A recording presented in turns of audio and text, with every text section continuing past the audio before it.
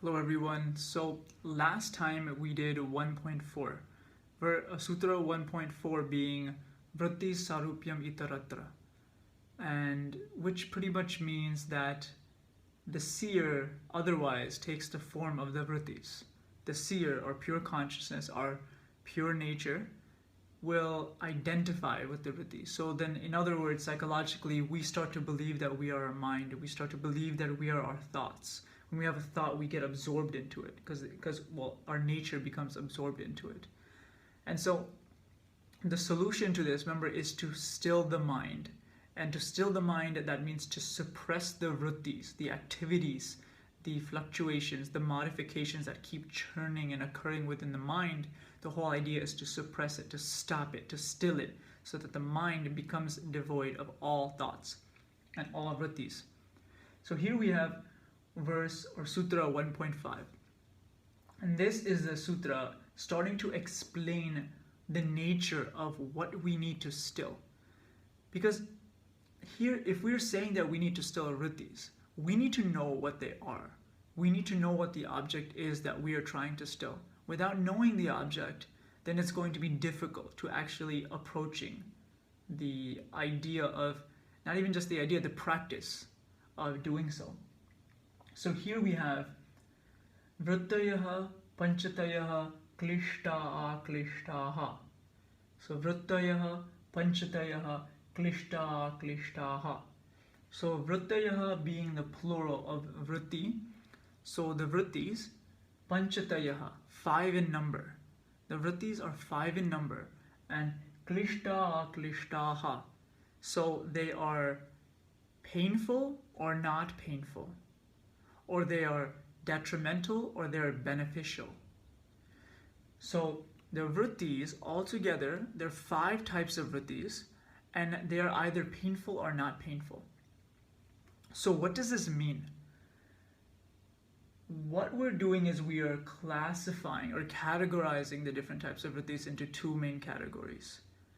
And the Vrittis here, right knowledge, error, illusion, sleep, and memory, which we will slowly go into gradually with the next sutra and individually, we have to understand that they're either klishta or aklishta. So klishta meaning painful or not conducive to the path of yoga, not helping at all for the path of yoga. What does this look like? So we have thoughts, we have ideas, we have impulses, things going on in the mind. And for example, when we have impulses, if we pass an ice cream shop and we go in and say, I'm going to eat all this ice cream. You go in and you eat all this ice cream and you get full. And then of course, what does that ice cream do? It affects the constitution of your body, makes you really hyper. That sugar adds a lot to the carb intake and it does a lot of things to the body. But besides also creating bad habits. But then also when we see a lustful temptation, when there's someone who's very attractive, let's say there's a girl who's very attractive, we act on it, we act on the physical urge, which is something that the yogi will say needs to be under control. Or when we, go on this extreme business venture to get caught up with money and, have money and have resources to be the primary motive for why we're doing things. So creating more attachments. So the point is that yoga being stilling the mind, anything within the mind that comes up that doesn't allow you to go towards that process is the klishta vrittis. The vrittis that cause problems. For example, error, seeing something in the wrong way. If I look at that door and I say that's a chair, that's not allowing me exactly to see what the truth of the situation is. That could lead to some types of delusion, right? Delusional thinking and thinking that isn't helpful in towards the path. But also, klishta vrittis are known to be vrittis that create some sort of emotion. So you could have negative thinking here. You could have thinking that's, I'm worthless, I'm not strong enough, I don't think I can follow the path of yoga. And these are different self-defeating vrittis. These are different thoughts that are self-defeating. They're painful, they hurt the individual. But also, it's interesting because pleasurable vrittis are also under the category of klishta vrittis. Why would pleasurable experiences be categorized under painful or detrimental vrittis? And the reason is because the yogi sees pleasure and pain as the same thing. The yogi sees that when something is pleasurable, it's transient, it's temporary, it comes and goes. So the nature of that which comes and goes is something that is painful.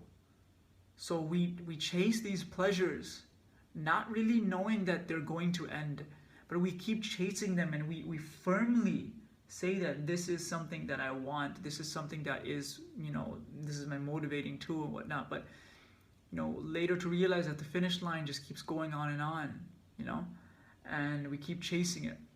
But anyway, within pleasure there is pain, and it's transient pleasure. So the yogi is able to discriminate between, is able to see, and discriminate that within pleasure there's pain. So klishta vrittis are vrittis that are painful, and these include vrittis that create some sort of emotion in you. Then we have aklishta. It's the opposite. Vrittis that are either neutral or beneficial for you. Neutral meaning like, I see a door, there's an elevator, the wall is blue, right? These are neutral, we're having these all the time. They're not really creating any emotions within us. But then there's beneficial vrittis. I should go meditate. I should eat moderately. I should not get angry at this person. I should treat this person with non-violence.